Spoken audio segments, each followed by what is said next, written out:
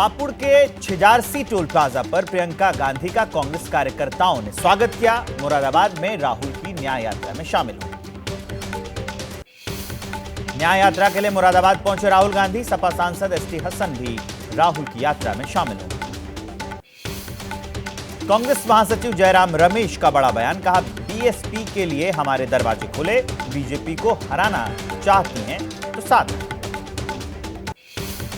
अमरोहा के सांसद कुंवर दानिश अली ने कहा, जिस मकसद के लिए बुजुर्गों ने कुर्बानी दी उस सपने को लेकर निकले हैं राहुल गांधी, हम उनके साथ हैं।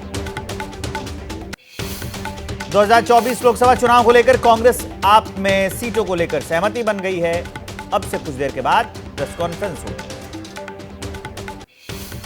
मुरादाबाद से एसपी सांसद एसटी हसन ने कहा, बीजेपी बढ़ा रही है सामाजिक दूरियां, बोले शरीयत में दखलंदाजी नहीं मानेंगे।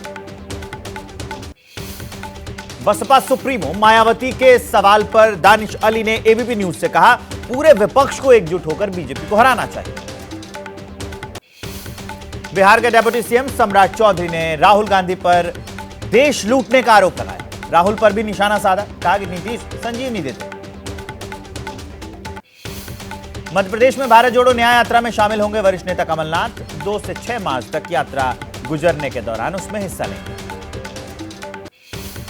सहकारिता को आज पीएम मोदी देंगे एक बड़ी सौगात। दुनिया की सबसे बड़ी अन्न भंडारण योजना के पायलट प्रोजेक्ट का उद्घाटन करेंगे। 500 गोदामों का शिलान्यास भी करेंगे पीएम मोदी। विकसित भारत विकसित छत्तीसगढ़ कार्यक्रम को संबोधित करेंगे। 34,400 करोड़ रुपए की विकास परियोजनाओं की शुरुआत भी होगी। लोकसभा चुनाव को लेकर बीजेपी की बैठक, आज राज्यों के प्रभारियों और सह प्रभारियों के साथ बैठक करेंगे जेपी नड्डा। लोकसभा चुनाव की तैयारियों को लेकर मंथन होगा।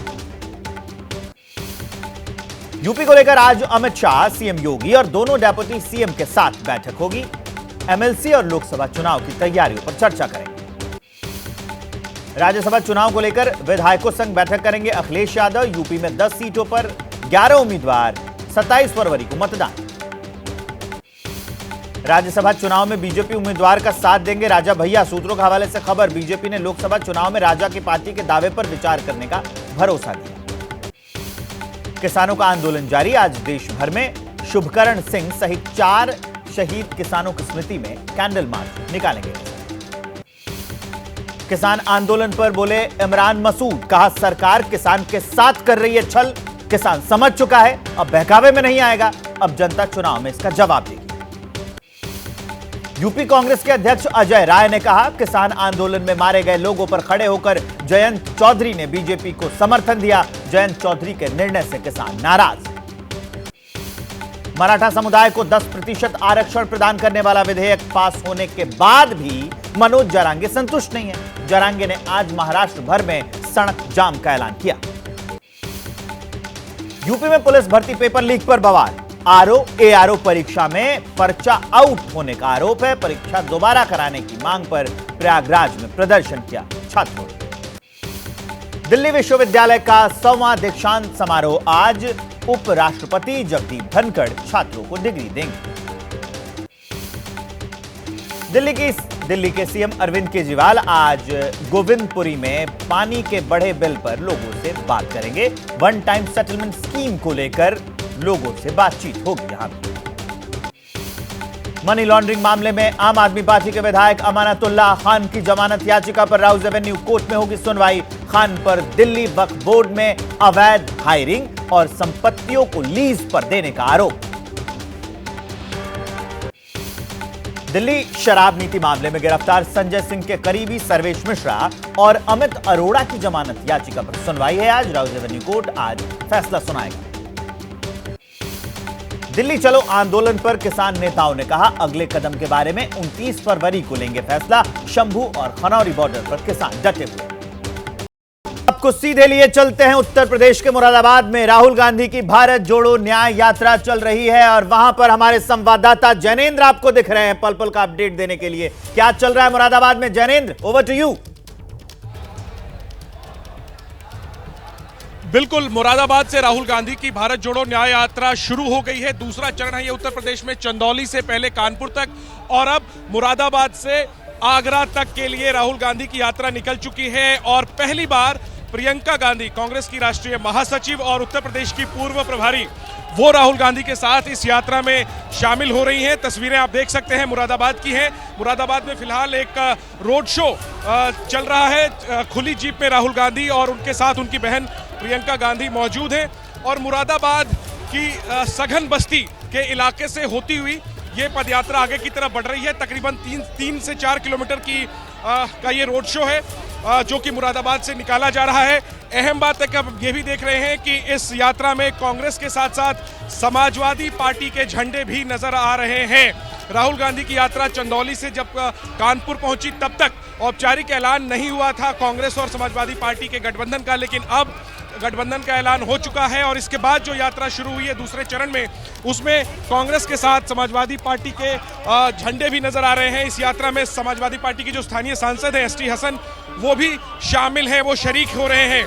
तो कुछ इस तरीके की तस्वीरें हैं मुरादाबाद की।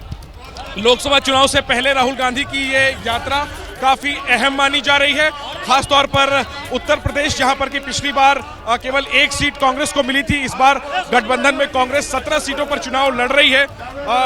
जाहिर सी बात है कि चुनाव से पहले पार्टी के काडर में एक जोश फूंकने के मकसद से राहुल गांधी ये यात्रा पूरे देश भर में निकाल रहे हैं। मणिपुर से मुंबई तक के सफर पर है और फिलहाल ये यात्रा उत्तर प्रदेश यानी पश्चिमी उत्तर प्रदेश के मुरादाबाद से होकर गुजर रही है और उनके साथ यानी राहुल गांधी के साथ उनकी बहन प्रियंका गांधी भी इस यात्रा में शामिल हुई हैं। और जाहिर है कि जब शीर्ष नेतृत्व किसी इलाके में होता है तो कार्यकर्ताओं का जोश जो है वो हाई होता है और वही चीज यहां मुरादाबाद में देखी जा रही है। कांग्रेस के कार्यकर्ताओं में उत्साह है और जबरदस्त तैयारी राहुल गांधी और प्रियंका गांधी का स्वागत करने के लिए यहां पर जगह जगह पर किए गए हैं। कुछ इस तरीके की तस्वीरें हैं। मेरे साथ सहयोगी राजेश कुमार हैं, वो आपको दिखाएंगे। राजेश जी, जरा कैमरे को पैन करके दिखाते रहिए तस्वीरें कि किस तरीके से तैयारी यहाँ पर जगह जगह राहुल और प्रियंका के स्वागत की गई है।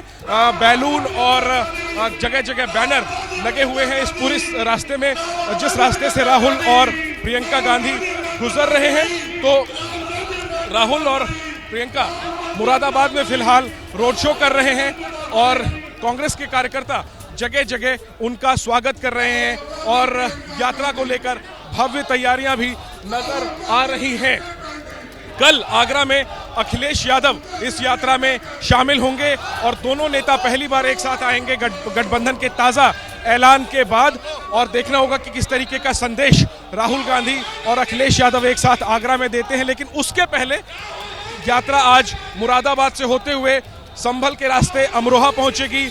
उसके बाद बुलंदशहर जाकर के ये रास्ता आज का विश्राम होगा और इसके बाद कल अलीगढ़ और हाथरस होते हुए आगरा पहुंचेगी ये यात्रा और इसके बाद यात्रा राजस्थान में प्रवेश कर जाएगी। तो 2 दिन राहुल गांधी पश्चिमी उत्तर प्रदेश में गुजारने वाले हैं और कांग्रेस के खाते में जो 17 सीटें हैं लोकसभा में, उसमें से 7 सीटें तकरीबन जो हैं वो पश्चिमी उत्तर प्रदेश में आती हैं, सहारनपुर, गाजियाबाद और इसके अलावा अमरोहा की सीट कांग्रेस के खाते में है।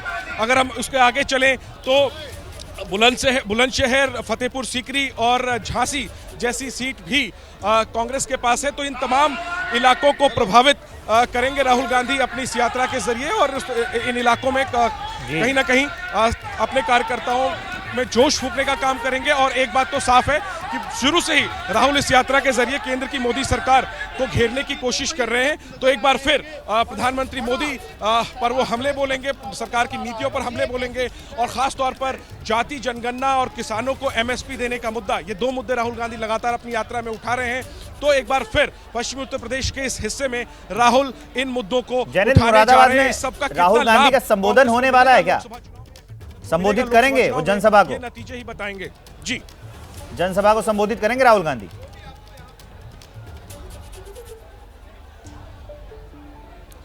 बिल्कुल विवेक, आज एक जनसभा मुरादाबाद में प्रस्तावित है, नुक्कड़ सभा हालांकि उसको आप कह सकते हैं, एक सभा जो है वो अमरोहा में प्रस्तावित है। तो पूरी यात्रा में राहुल जो है वो सीधा संपर्क कर रहे हैं लोगों के साथ। शुरू से ही इस तरीके से आप चाहे देखें तो हाथ हिलाते हुए अभिवादन करना, और दिन में 2 से 3 सभाएं करते हैं राहुल गांधी। तो आज भी उसी तरीके का कार्यक्रम है, और निश्चित तौर पर अपनी सभाओं में नजरें रहेंगी कि राहुल पश्चिमी उत्तर प्रदेश में क्या कुछ बातें रखते हैं। और सभा होनी है इस यात्रा में। अखिलेश यादव कब शामिल होने वाले हैं भारत जोड़ो न्याय यात्रा में, एक बार ये भी जानकारी दे दीजिए फिर से दर्शकों को।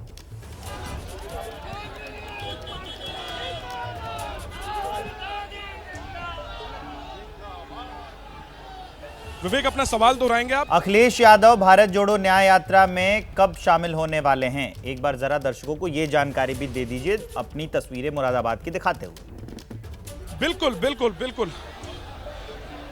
अखिलेश यादव कल आगरा में राहुल गांधी के साथ इस यात्रा में शामिल होंगे, और दोनों नेता का एक साझा रोड शो, जैसे ही तस्वीर आप अभी देख रहे हैं कि राहुल और प्रियंका एक रोड शो कर रहे हैं मुरादाबाद में, वैसी तस्वीर आपको आगरा में कल नजर आएगी। अखिलेश और राहुल गांधी साझा रोड शो करेंगे और एकजुटता का संदेश देंगे। सहकारिता के कार्यक्रम में पीएम मोदी ने दुनिया से सबसे बड़े अनाज भंडारण योजना की शुरुआत की है, जिसके बाद पीएम मोदी कार्यक्रम को संबोधित कर रहे हैं। सीधे आपको वहीं ले चलते हैं।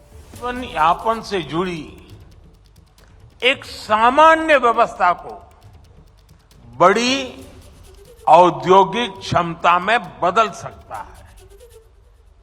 ये देश की अर्थव्यवस्था के, खासकर ग्रामीण और कृषि से जुड़ी अर्थव्यवस्था के कायाकल्प का एक प्रामाणिक तरीका है। एक अलग मंत्रालय के जरिए हम देश के इस सामर्थ्य को और कृषि क्षेत्र की बिखरी हुई इस ताकत को ही एकत्र करने का भी ये भगीरथ प्रयास है। किसान उत्पाद संघ एफपीओज का एक बहुत ही महत्वपूर्ण उदाहरण हमारे सामने है।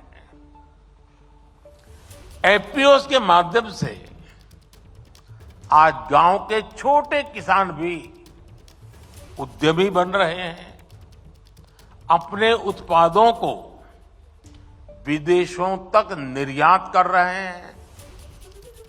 हमने देश में 10,000 एफपीओज बनाने का लक्ष्य रखा था। एक अलग सहकारिता मंत्रालय होने के उसका नतीजा ये है कि देश में 8,000 एफपीओज का गठन ऑलरेडी हो चुका है, कार्यरत हो चुके हैं। कई एफपीओज की सक्सेस स्टोरी की चर्चा आज देश के बाहर भी हो रही है। इसी तरह एक और संतोषजनक बदलाव ये आया है कि सहकारिता का लाभ अब पशुपालकों और मछली पालकों तक भी पहुंच रहा है। मछली पालन में आज 25,000 से ज्यादा सहकारी इकाइयां काम कर रही है।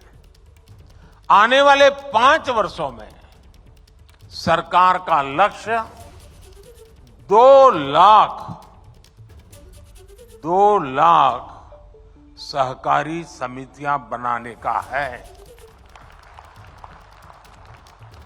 और इनमें एक बड़ी संख्या फिशरीज सेक्टर की सहकारी समितियों की भी होने जा रही है। साथियों, सहकारिता की ताकत क्या होती है, गुजरात में मुख्यमंत्री के रूप में मैंने इस ताकत को अनुभव किया है। गुजरात में अमूल की सफलता की गाथा आज पूरी दुनिया जानती है। हम सब दुनिया भर के बाजार में पहुंच चुके लिज्जत पापड़ के बारे में भी जानते हैं। इन सभी आंदोलनों को मुख्य रूप से देश की महिलाओं ने ही लीड किया है। एक बड़ी खबर आ रही है, पहले वो जान लीजिए। शरद पवार की पार्टी का सिंबल लॉन्च हो गया है। अब रायगढ़ में पार्टी का सिंबल लॉन्च किया गया। चुनाव आयोग ने तुरहा सिंबल दिया है। पुणे में आज महाविकास अघाड़ी की रैली है। 27 फरवरी को सीट बंटवारे पर एमवीए की मीटिंग भी है। और इस खबर पर ज्यादा जानकारी के लिए जुड़ गए हमारे सहयोगी मृत्युंजय।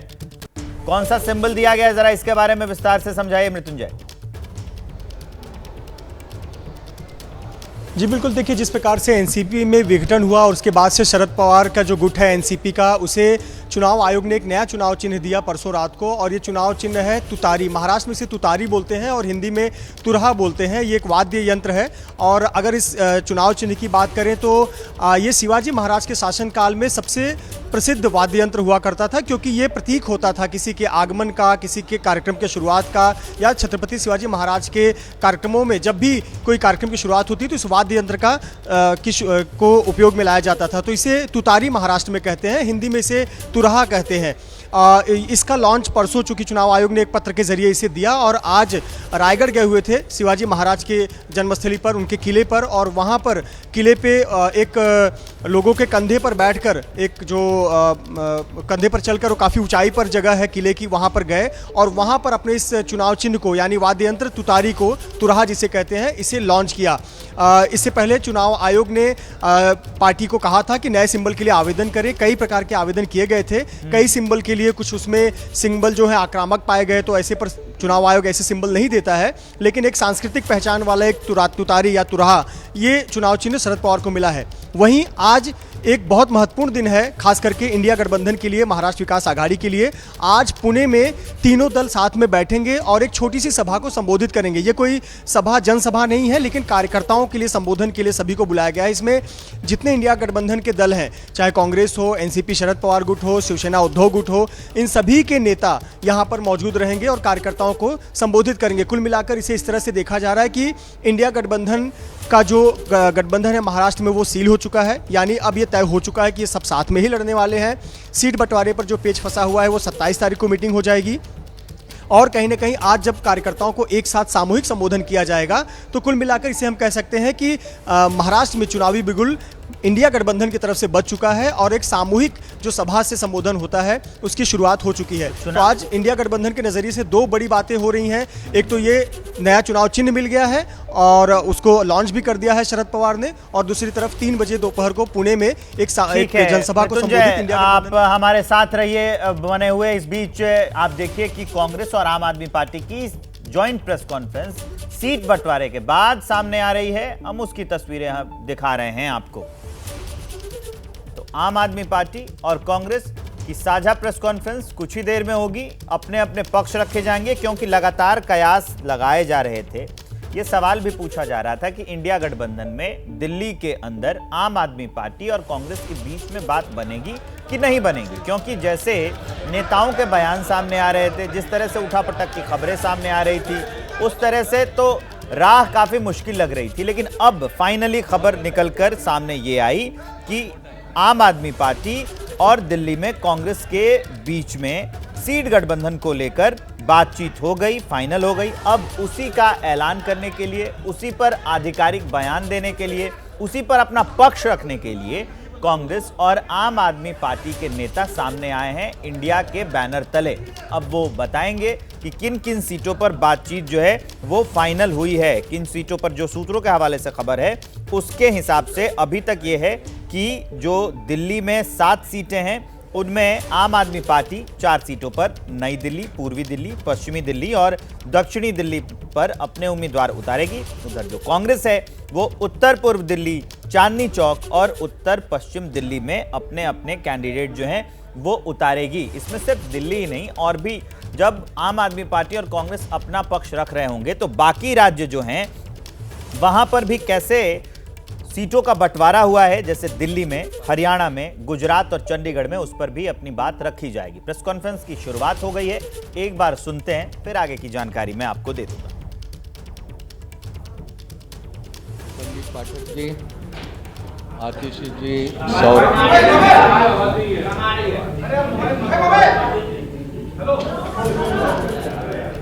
आवाज नहीं आ रही। अभी आ जाएंगे। हाँ, संदीप पाठक जी, आतिशी जी, दीपक बाबरिया जी, सौरभ भारद्वाज जी, अरविंदर सिंह लवली जी और यहाँ पर उपस्थित सभी पत्रकार साथियों, नमस्कार। पिछले कुछ समय से इंडिया गठबंधन के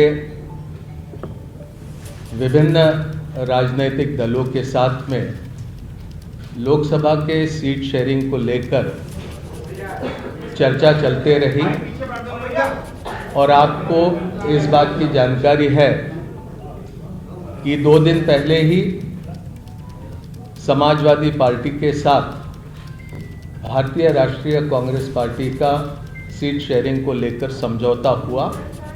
उसकी घोषणा लखनऊ से हुई।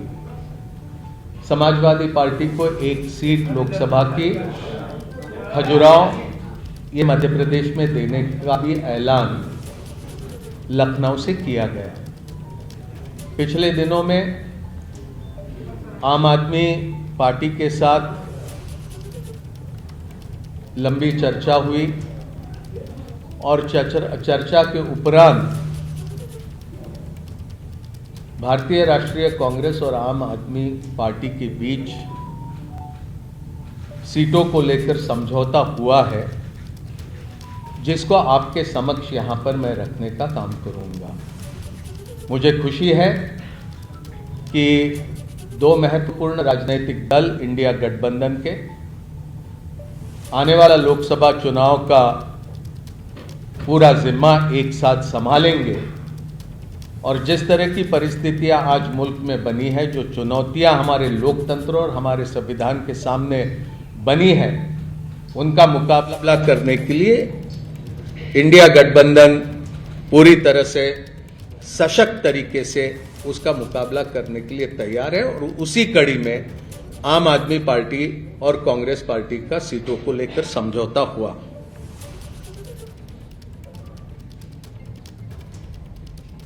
दिल्ली लोकसभा में 7 सीटें हैं। आम आदमी पार्टी 4 पे लड़ेगी। वो 4 सीटें नई दिल्ली, वेस्ट दिल्ली, साउथ दिल्ली और ईस्ट दिल्ली। कांग्रेस पार्टी 3 सीटों पर दिल्ली में चुनाव लड़ेगी, चांदनी चौक, नॉर्थ ईस्ट और नॉर्थ वेस्ट। गुजरात में 26 लोकसभा सीटें हैं, 24 पर कांग्रेस लड़ेगी, 2 सीटों पर आम आदमी पार्टी के प्रत्याशी रहेंगे। भरूच लोकसभा और भावनगर लोकसभा की ये सीटें होगी। हरियाणा में 10 लोकसभा सीटों में से 9 सीटों पर भारतीय राष्ट्रीय कांग्रेस लड़ेगी और 1 सीट जो कुरुक्षेत्र की है, वहां पर आम आदमी पार्टी के प्रत्याशी लड़ेंगे।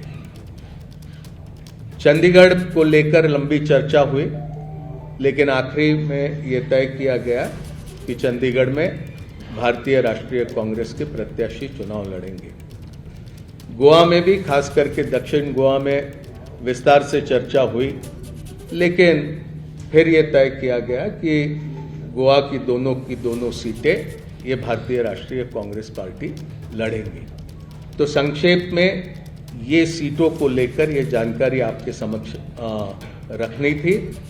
ये संभव है, 2 अलग अलग राजनीतिक दल हम होने की वजह से अलग अलग चुनाव चिन्हों पर हम ये चुनाव लड़ेंगे, लेकिन हमारी जिम्मेदारी रहेगी कि दिल्ली में कांग्रेस पार्टी 3 पर प्रत्याशी रखने के बाद भी 7 पर हम किस तरह से कामयाब हो सकते हैं, उस दिशा में हमारा प्रयास रहेगा और हमारे तमाम कार्यकर्ता और नेता उस दिशा में प्रयास करेंगे। और इसी तरह की स्थिति सभी राज्यों में हम दोनों दलों के बीच में ही नहीं, तो इंडिया गठबंधन में जितने भी राजनीतिक दल हैं, वो सभी तालमेल के साथ काम करते हुए अधिक से अधिक प्रत्याशियों को कामयाब करने की दिशा में प्रयास करेंगे।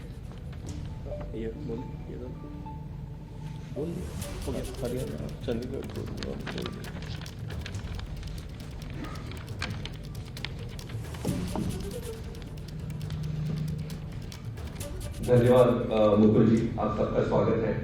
तो सीटों के बारे में मुकुल जी ने सारे स्टेट्स का डिटेल में बता दिया है। मैं बस इतना ही कहना चाहता हूं कि आज देश जिस परिस्थिति से गुजर रहा है, जिस तरीके से भारतीय जनता पार्टी की सरकार सारी संस्थाओं को खत्म कर रही है एक एक करके, जिस तरीके से चुनावों की चोरी हो रही है, जिस तरीके से चुनावों की चोरी करने के लिए, चुनावों को जीतने के लिए विपक्षी नेताओं को जेल में डाला जा रहा है, जिस तरीके से किसानों के साथ अन्याय हो रहा है, जिस तरीके से पूरी देश की जनता बेरोजगारी, महंगाई से जूझ रही है, आज देश को एक ईमानदार और मजबूत विकल्प की जरूरत है। इसी को ध्यान में रखते हुए और अपने स्वयं के राजनीतिक छोटे छोटे बड़े छोटे हितों को दरकिनार करके देश के हितों को सामने रखकर इस गठबंधन में आए हैं। और गठबंधन में आने का उद्देश्य मैं एक बार फिर से आप सबके समक्ष रखना चाहता हूं कि देश इंपॉर्टेंट है, पार्टी हमेशा सेकेंडरी है। इस चुनाव को हम इस तरीके से नहीं लड़ेंगे कि ये कांग्रेस यहां से लड़ेगी, आम आदमी पार्टी यहां से लड़ेगी। इस चुनाव को इंडिया लड़ेगी। कुछ सीटों पर आम आदमी पार्टी अपने कैंडिडेट उतारेगी और कुछ सीटों पर कांग्रेस अपने कैंडिडेट उतारेगी।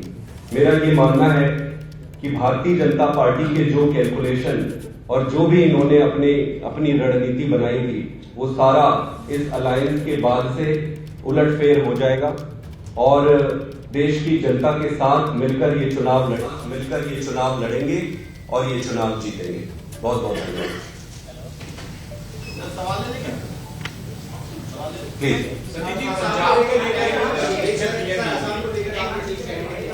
पंजाब में दोनों पार्टियों ने म्यूचुअली ये तय किया है कि अलग अलग चुनाव लड़ेंगे। सवाल आपसे भी और मुख्य वास्तविक से दोनों से, क्योंकि आप लोगों ने स्पष्ट किया कि 7 सीटों पर चुनाव जीतना है या बाकी सीटों पर जो चुनाव जीतना है, तो ऐसे में क्या आपकी तरफ से जो स्टार प्रचारक होंगे वो कांग्रेस के लिए भी प्रचार करेंगे या और कांग्रेस के स्टार प्रचारक आप लोगों के लिए प्रचार करेंगे? दूसरा, क्योंकि ये अलायंस पहली बार नहीं हुआ है कि दो विचार के लोग मिल रहे हो, हमने यूपी में भी देखा था और वो सफल नहीं हुआ था, मायावती और समाजवादी पार्टी। ऐसे अपने निचले कैडर को कैसे समझा पाएंगे कि जिनके खिलाफ आप विधानसभा में लड़ रहे हैं, यहाँ पर आप लोग एक है? दोनों सवालों का जवाब। देखिए, हमारा पूरा कैडर देश के लिए राजनीति में आया है। आज अगर हमारे कैडर से पूछोगे कि क्या इंपॉर्टेंट है, वो कहेगा कि देश इंपॉर्टेंट है और वो भली भांति आज की राजनीतिक परिस्थिति को समझ रहे हैं। तो मिलकर लड़ेंगे, कैडर साथ में लड़ेगी। और रहा सवाल कैंपेन के छोटे छोटे जो प्रश्न आपने पूछे हैं, वो सारा मिलके जब स्ट्रैटेजी बनाएंगे तो उस पर डिस्कस करेंगे। लेकिन ये कैसे होगा कि पंजाब में आप लोग एक दूसरे के खिलाफ लड़ेंगे और बाकी जगह मिलजुल लड़ेंगे? तो पब्लिक कंफ्यूजन होगी, वो कहेगी जो आप लोग देखिए। नहीं, जनता बहुत समझदार है, जनता सब समझदार है। फैसल अहमद पटेल ने ट्वीट किया था कि उनकी राहुल गांधी से बात हो गई है, वो भरूच जीतेंगे और कहीं ना कहीं ये भी कहा था कि कांग्रेस का कार्यकर्ता आम आदमी पार्टी के लिए कैंपेन नहीं करेगा भरूच में। देखिए, सारी परिस्थितियों को समझकर राय मशवरा करके ये हमने फैसला किया है, ये दोनों राजनीतिक दलों के बीच में, और मुझे पूरा विश्वास है कि ये फैसले का सम्मान कांग्रेस का हर कार्यकर्ता करेगा और आम आदमी पार्टी के भी कार्यकर्ता ये समझौता पूरा इसको मानेंगे। एक सवाल है कि अभी जैसे संदीप जी ने कहा कि हम लोग जो है देश हित को आगे रख के आए हैं, पार्टी को पीछे रखा है, और उसी देश हित की बात करते हुए आप लोगों ने कई राज्यों में गठबंधन किया है, लेकिन वो जो है आपको पंजाब में क्यों नहीं हो रहा? पंजाब में आप एक दूसरे के विरोध में लड़ रहे हैं। देखिए, पंजाब की विशेष परिस्थितियां है, वो मेरे से बेहतर आप अच्छे से समझ सकते हैं, और उन परिस्थितियों को देखकर ये फैसला किया गया है कि वहां पर दोनों राजनीतिक दल ये अलग अलग से चुनाव लड़ेंगे।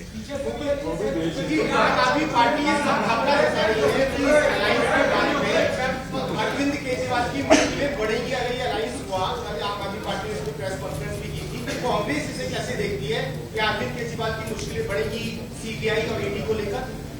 ये आम आदमी पार्टी संभावना जता रही है अलायंस के बाद। तो अभी हम आपको जो प्रेस कॉन्फ्रेंस सुना रहे थे, ये आम आदमी पार्टी और कांग्रेस के बीच में जो गठबंधन हुआ है उसी की प्रेस कॉन्फ्रेंस है। जानकारी निकलकर सामने आई कि गुजरात की जो 26 सीटें हैं उनमें से 24 पर कांग्रेस चुनाव लड़ेगी और 2 पर आम आदमी पार्टी। भरूच और भावनगर सीट जो है वो आम आदमी पार्टी को दिया गया है। और उसके बाद हरियाणा में जो सीटें हैं 10, उसमें 9 पर कांग्रेस चुनाव लड़ेगी, 1 आम आदमी पार्टी को दी गई है लोकसभा की सीट। कुरुक्षेत्र जो सीट है वो आम आदमी पार्टी के खाते में गई है। चंडीगढ़, वहां पर सिर्फ कांग्रेस चुनाव लड़ेगी और गोवा में भी सिर्फ कांग्रेस ही चुनाव लड़ेगी। पंजाब में कांग्रेस और आम आदमी पार्टी अलग अलग चुनाव लड़ेगी।